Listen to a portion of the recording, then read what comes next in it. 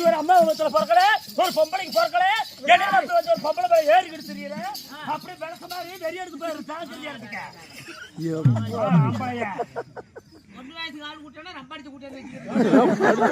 மனசார ஒரு பொம்பளை நான் நடந்து போயிட்டு இருக்கிறேன் வந்தது நட்பு நடிக்கிறாங்க பொறுமையா அடக்கமா ஒரு பொண்ணாச்சி கூட்டியானா போய் எங்க ஒரு நாயர் மட்டும் தேவையா இருப்பா